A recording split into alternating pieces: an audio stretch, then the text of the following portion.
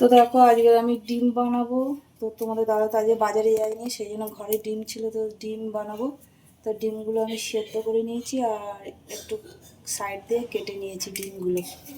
আর ডিমটা বানাবো আলু দিয়ে, তো আলুও কেটে ধুয়ে পরিষ্কার করে নিয়েছি।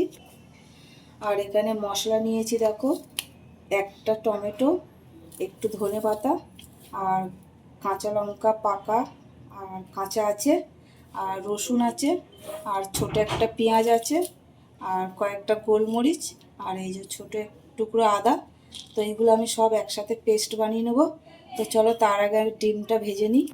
আর ডিম ভাজার জন্য কড়াই বসিয়ে দিয়েছি, তেলও দিয়ে দিয়েছি, আর ডিমগুলো ছেড়ে দেবো ভাজার জন্য। দিয়ে দেবো ওপর থেকে একটু হলুদ। দেখো ডিমগুলো সব খুব ভালোভাবে ভাজা হয়ে গেছে, এবার আমি উঠিয়ে নেব। তো ডিমগুলো আমি সব লাল লাল করে ভেজে নিয়েছি।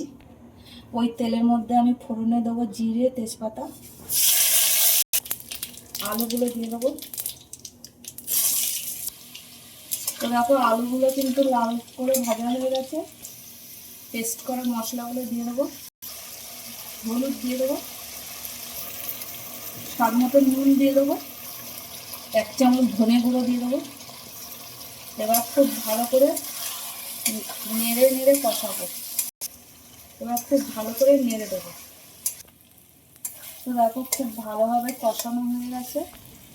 আর আমি দেখো একটু চিনি দিয়ে দেবো। চিনিটা দিয়ে খুব আমি ভালো করে নেড়ে দেবো কষানোর জন্য। তো দেখো খুব ভালোভাবে কষানো হয়ে গেছে। এবার আমি ওই মশলা ধোয়া বাটির জলটা দিয়ে দেবো। জল দিয়ে মশলাটা খুব ভালোভাবে মিশিয়ে দেবো। ভাজা ডিমগুলো দিয়ে দেবো। ডিমগুলো দিয়ে ফোটার জন্য ঢাকা দিয়ে দেবো।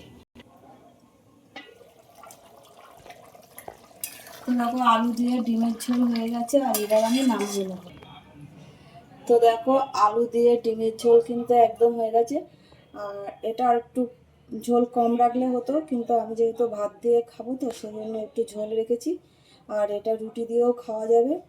তো ডিমের ঝোল রান্নাটা যদি ভালো লাগে তো আবার অন্য কোনো ভিডিও তোমাদের সাথে দেখা হবে। তোমরা সবাই ভালো থাকবে, সুস্থ থাকবে, টাটা।